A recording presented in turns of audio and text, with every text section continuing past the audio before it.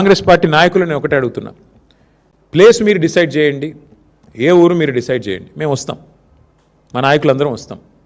ఏ centre కన్నా పోదాం రాష్ట్రంలో. మీరు కొడంగల్ నియోజకవర్గంలోని ఏ సెంటర్ అయినా మేము రెడీ. ఎక్కడన్నా కూడా మీరు చెప్పినట్టు 80% కొనుగోలు జరిగినాయని మీరు రుజువు చేస్తే ఏ శిక్షకైనా మేము సిద్ధం ముఖ్యమంత్రి గారని నేను విజ్ఞప్తి చేస్తా ఉన్నాను. దయచేసి భేషజానికి పోకండి. అనవసరంగా ఏదో డైలాగులతో పెద్ద పెద్ద మాటలతో, ఇంకా ఎలక్షన్లు చాలా దూరం ఉన్నాయి, ఇంకా 2.5 ఏళ్ళు ఉంది. ఇప్పటి నుంచే ఎందుకు ప్రతిదానికి రాజకీయం? దయచేసి భేషజానికి పోకుండా, అహంభావానికి పోకుండా, మేము చెప్తున్నాం కదా వీళ్ళెవరు చెప్పడానికని అనవసరపు దీనికి పోకుండా, బ్రోకర్ల పాలవుతున్న ధాన్యాన్ని మధ్య దళారులు ఏదైతే ఇవాళ గవర్నమెంట్ కొంటలేదు కాబట్టి దళారులకు అమ్ముకునే దుస్థితి ఏదైతే రైతులకు వచ్చిందో దీని నుంచి నివారించండి. మా శ్రీనివాస్ గౌడ్ గారు గుర్తు చేస్తూ ఉన్నారు, బోనస్ ఎగ్గొట్టిండు అని. బోనస్ కాదు, ఈ ప్రభుత్వమే పెద్ద బోగస్. ఈ ప్రభుత్వమే పెద్ద బోగసు. అలా రైతు డిక్లరేషన్ అంత పెద్ద బోగస్ ఇంకోటి లేనేలేదు. 34 హామీలు ఇచ్చారు రైతు డిక్లరేషన్లో. ఒక్కటన్నా అమలైందా ఈ రాష్ట్రంలో?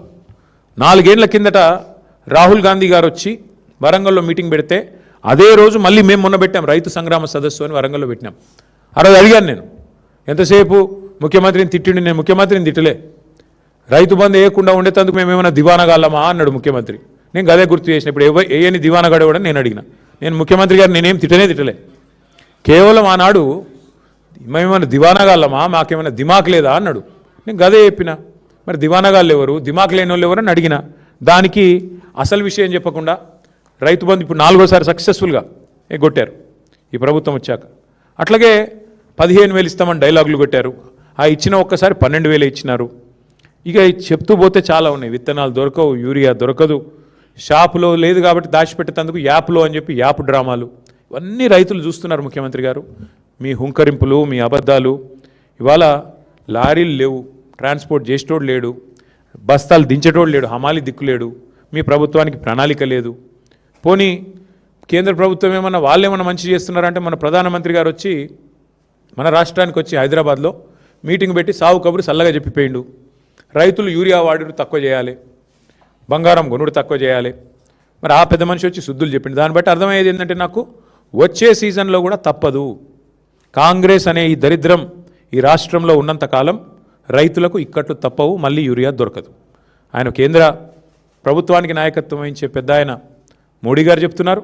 ఇక రాష్ట్రంలో ఉన్న మంత్రులకు, ముఖ్యమంత్రి గారికి డబ్బు సంచుల మీద ఉన్న దృష్టి ధాన్యం సంచుల మీద లేదు, యూరియా సంచుల మీద లేదు. కాబట్టి మరి ముందస్తు ప్రణాళికలు లేవు, ప్లానింగ్ లేదు, ముఖ్యమంత్రికి అసలు సోయే లేదు.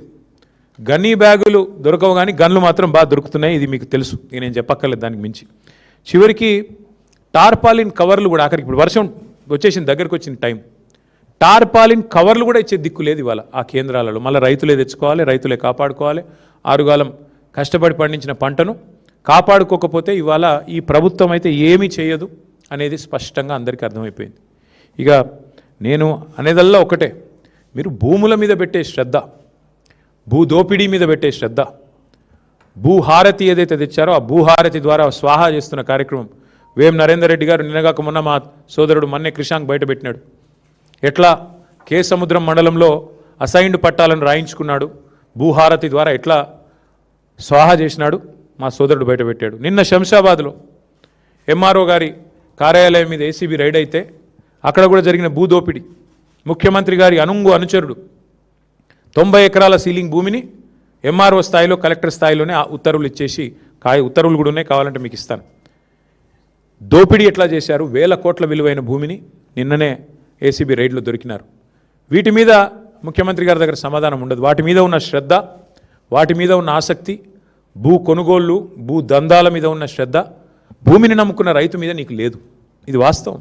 ఉంటే పరిస్థితి ఇట్లా ఉండదు. అందుకే నేననేది ఉత్తమ్ కుమార్ రెడ్డి గారిని, రేవంత్ రెడ్డి గారిని ఇద్దరు కలిసి తప్పుదోవ పట్టించాలని చూస్తున్నారు. వాస్తవానికి కొనుగోళ్ళు ఈరోజు వరకు రాష్ట్రంలో ఎక్కడా కూడా 30-35% దాటలేదు. చివరికి రైతులు విసిగి వేసారిపోయి ప్రైవేట్లు అమ్ముకోవాలన్నదే మీ కుట్ర, మీ ఉద్దేశం అదే స్పష్టంగా మాకు కనబడుతున్నది. మొత్తం కలిపి 1,51,00,000 మెట్రిక్ టన్నులు పండింది ఈరోజు రాష్ట్రంలో. మీరు కొన్నది ఎంత అండి ఇప్పటివరకు? లెక్కలు బయట పెట్టండి. ఎందుకు అబద్ధాలు చెప్తారు తెల్లారి లేస్తే? మేము తిరిగి చూస్తూ ఉన్నాం, మేమేం ఊరికే చెప్పట్లేదు. మేము మళ్ళీ డిమాండ్ చేస్తూ ఉన్నా. రేపు క్యాబినెట్ మీటింగ్ ఉన్నది, ముఖ్యమంత్రి గారిని నేను డిమాండ్ చేస్తూ ఉన్నా. ఈ 10 మంది రైతులే కాదు, ప్రభుత్వం వచ్చినాక 1000 మంది రైతులు చనిపోయారు ఇప్పటివరకు. ఆ 1000 మంది రైతులకు కూడా మీ ప్రభుత్వం